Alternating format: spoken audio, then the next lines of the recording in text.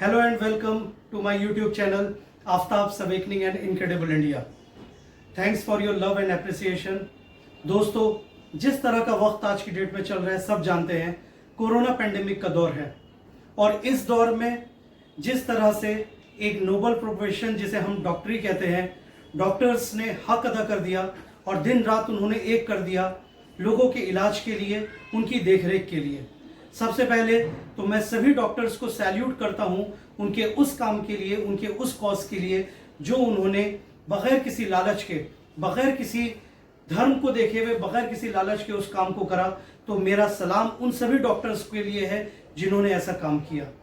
लेकिन दोस्तों, साथ ही साथ कुछ न्यूज़ इस तरह की भी आई जिन्होंने मन को विचलित कर दिया। मन रोने लगा जब यह सुना गया कि लोगों को मारा जा रहा है, उनके पार्ट्स जो हैं वो निकाले जा रहे हैं, किडनी की चोरी हो रही है और ये गोरख धंधा जो है दोबारा शुरू हो गया।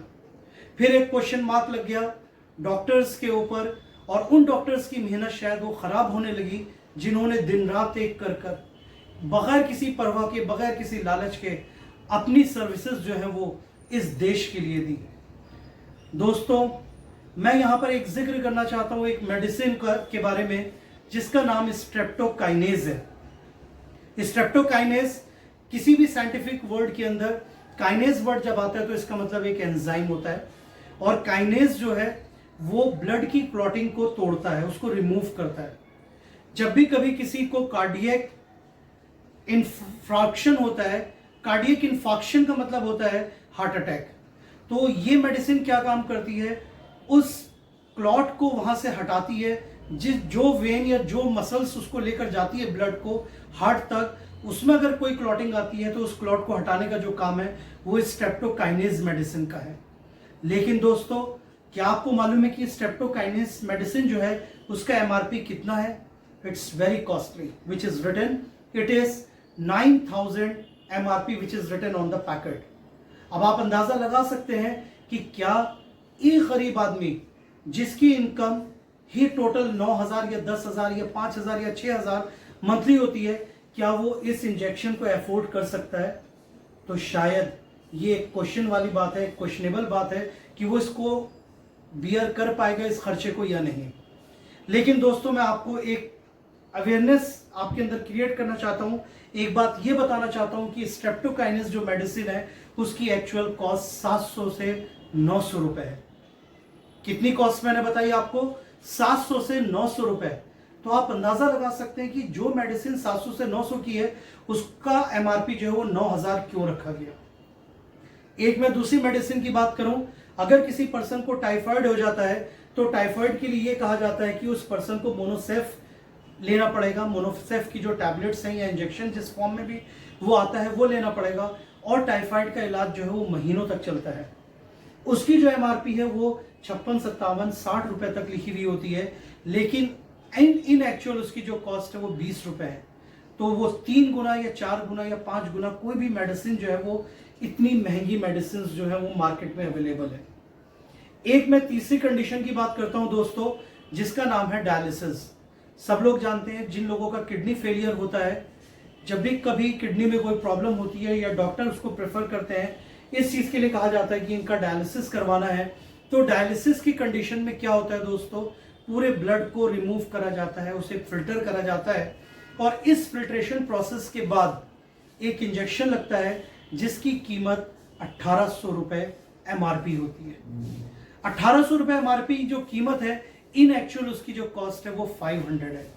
तो आप अंदाजा लगा सकते हैं कि मैं सारी कॉस्ट को डिस्कस कर रहा हूं आपसे, कितना एमआरपी है और इन एक्चुअल उसकी कॉस्ट कितनी है। कॉस्ट कम होने का मतलब यह हुआ कि फार्मास्यूटिकल कंपनीज जो हैं वो उसे इतने सस्ते में बनाती हैं, लेकिन वही मेडिसिन जब मार्केट तक पहुंचती है तो वो मेडिसिन महंगी हो जाती है। दोस्तों, आपको मालूम है इसके पीछे क्या वजह है? इसके पीछे वजह है एक साठगांठ। एक साठगांठ किसके बीच? फार्मास्यूटिकल कंपनीज के बीच और डॉक्टर्स के बीच। मैं सारे डॉक्टर्स की बात नहीं कर रहा, मैं कुछ डॉक्टर्स की बात कर रहा हूं जो इंटरटेन करते हैं इस तरह की फार्मास्यूटिकल कंपनीज को और उनसे वो वादे कर लेते हैं कि हम आप ही की मेडिसिन को जो है वो प्रिस्क्राइब करेंगे पेशेंट्स को।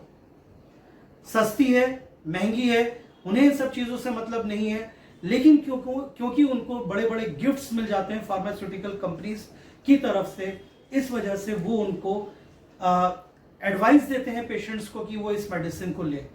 तो मेरी सभी डॉक्टर से एक अपील है, एक इल्तिजा है, एक मेरा अनुरोध है, साथियों आपका नोबल प्रोफेशन है, इस प्रोफेशन में जो लोग भी इस तरह का काम कर रहे हैं, इस कट को ख़त्म कीजिए, गिफ्ट्स एक्सेप्ट करना ख़त्म कीजिए। आपके इस एफर्ट से, इस शुरुआत से जानते क्या होगा, लाखों करोड़ों गरीब लोग जो वाकई ज़रूरतमंद हैं, उनकी ज़रूरतें पूरी होंगी। उनकी सिर्फ ज़रूरतें पूरी नहीं होंगी, उनके इलाज अच्छे से होंगे।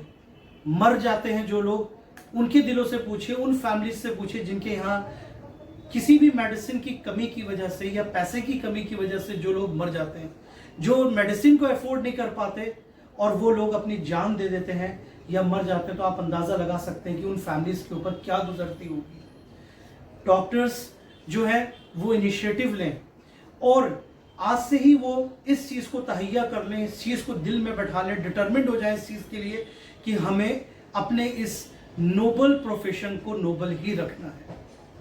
जेनरिक नेम और ब्रांड नेम दो चीज़ें होती हैं दोस्तों।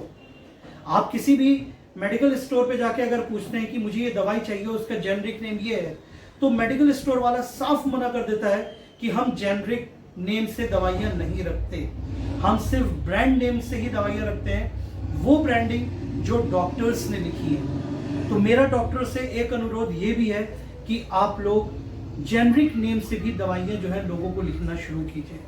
जो दवाइयाँ सस्ती हों, जो मेडिसिन सस्ती हों, जिनको गरीब लोग अफोर्ड कर पाएँ, उन दवाइयों को लिखें और इस प्रोफेशन को ऊंचाइयों तक ले जाइए जिस ऊंचाइयों पर ये था।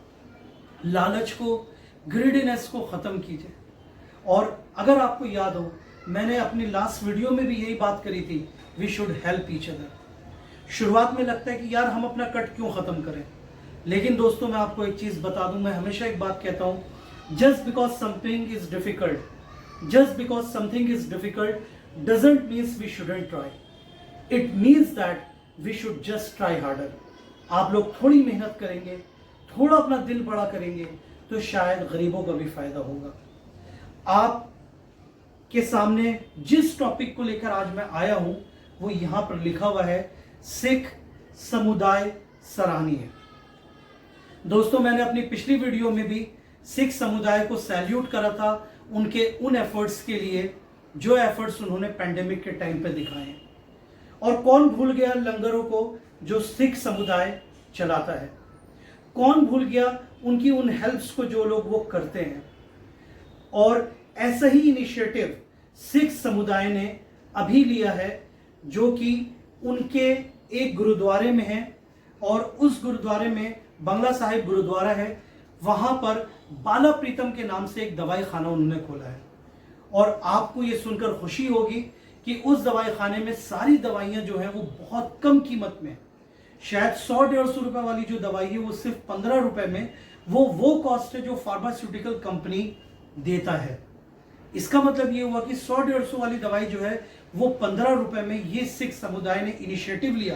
तो फिर मैं दोबारा इस समुदाय को सैल्यूट करता हूं उसके उस काम के लिए जो मानवता के लिए है। तो आप अभी ये वीडियो देखिए और आपको समझ में आएगा कि मैं किस बारे में बात कर रहा हूँ।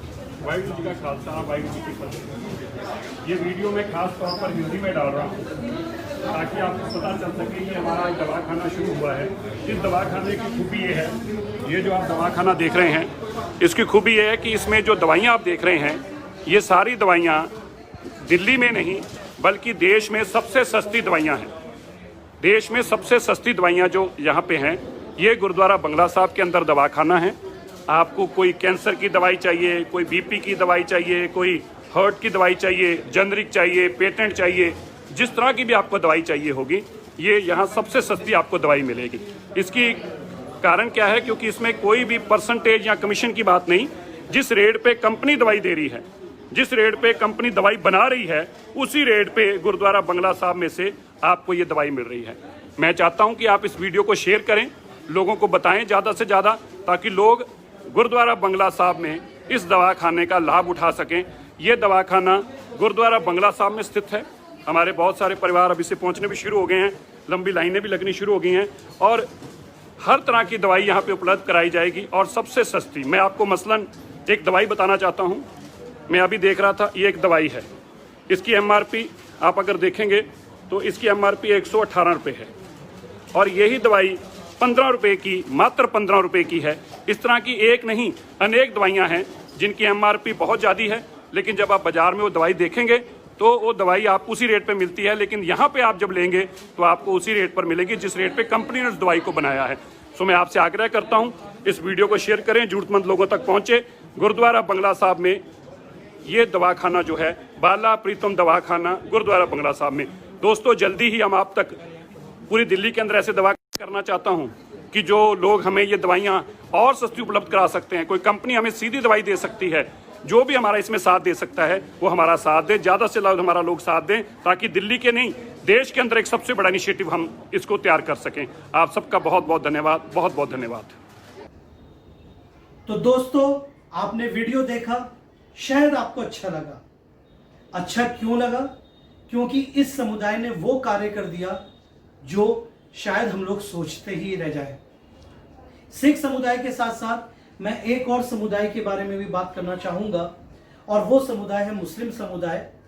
अयोध्या का एक मसला बहुत टाइम से चल रहा था और सुप्रीम कोर्ट ने मुस्लिम कम्युनिटी को 5 एकड़ जमीन, शायद 5 एकड़ जमीन ही है जहां तक मुझे याद है, इतनी जमीन जो है उनके नाम करी है। और मुस्लिम समुदाय ने एक काम ये करा कि वहां पर एक हॉस्पिटल बनाने का निर्णय लिया। उन्होंने ये डिसाइड करा कि यहाँ पर हम एक बाबरी हॉस्पिटल बनाएंगे। तो मैं मुस्लिम कम्युनिटी को भी सैल्यूट करता हूँ उनके उस स्टेप के लिए जो उन्होंने ये इनिशिएटिव लिया है। और मैं ये चाहता हूँ, मेरी ये दिली तमन्ना है कि बाबरी हॉस्पिटल सिर्फ अयोध्या में क्यों, ये जो दवाईखाना सिख कम्युनिटी ने चलाया है ये सिर्फ एक पर्टिकुलर जगह में क्यों, ये पूरे देश में होने चाहिए। इस तरह की संस्थाएं, इस तरह की ऑर्गेनाइजेशंस पूरे देश में होनी चाहिए। और मैं अपनी इस वीडियो से लोगों को यही अपील करना चाहता हूं कि आप लोग बढ़ चढ़कर इनके साथ आइए, इनकी मदद कीजिए। समुदाय के नाम पर नहीं, हिंदू मुस्लिम सिख ईसाई के नाम पर नहीं, मानवता के नाम पर। यहाँ पर मैं अपने एक एक्टर को भूल गया, शायद उनका नाम सोनू सूद है और ये नाम अब इतना प्रचलित नाम है कि सोनू सर कहते हैं। बहुत सारे लोग जो हैं वो सोनू सूद के नाम पर ही अपने बच्चों के नाम रख रहे हैं। सोनू सूद जी जो हैं उन्होंने बहुत सराहनीय काम करा पैंडेमिक के टाइम पर। जो मजदूर घर जा रहे थे उनके लिए उन्होंने बसेस अरेंज करी। तो ये क्या है? ये मानवता है। क्या सोनू सूद साहब ने ये चीज़ सोची होगी कि जो बस में सफ़र कर रहे हैं वो क्रिश्चियन कम्युनिटी के हैं या मुस्लिम कम्युनिटी के हैं या सिख कम्युनिटी के हैं? उन्होंने शायद ये नहीं सोचा। उन्होंने इन सब चीज़ों से उठकर अपना काम किया, मानवता के लिए काम करा। मैं सोनू साहब को भी सलाम करता हूँ, तहे दिल से उनका शुक्रिया अदा करता हूँ। गवर्नमेंट की भी एफर्ट्स जो है वो कम नहीं है किसी भी चीज़ को पूरा करने के लिए। अगर गवर्नमेंट चाहेगी तो बहुत सारी चीज़ें हो सकती हैं। मैं रिक्वेस्ट करता हूँ उस काउंसिल से, मेडिसिन काउंसिल ऑफ इंडिया या मेडिकल काउंसिल ऑफ इंडिया से, ये मैं रिक्वेस्ट करता हूँ कि आप थोड़ी सी लगाम कसिए उन डॉक्टर्स के ऊपर जो इस तरह की माल प्रैक्टिसेस करते हैं। मैं बोल्डली इस बात को कह रहा हूं, आप उनके लाइसेंस रद्द कर दीजिए। आप उनके उन लाइसेंस की परमिशन मत दीजिए इस तरह के डॉक्टर्स की जिनका नेचर सिर्फ और सिर्फ पैसा कमाना हो। पैसा बहुत तरीके से कमाया जा सकता है दोस्तों। आप इन सब चीज़ों से उठकर आगे आइए। और अगर आपको दोस्तों मेरी ये वीडियो पसंद आई हो तो लाइक, कमेंट, शेयर और सब्सक्राइब करना मत भूलिए। और फिर एक बार मैं कह रहा हूँ कि मानवता जो है वो बहुत बड़ी चीज़ है। Humanity is at the top. इंसान बनिए और एक दूसरे की मदद कीजिए। Thank you very much.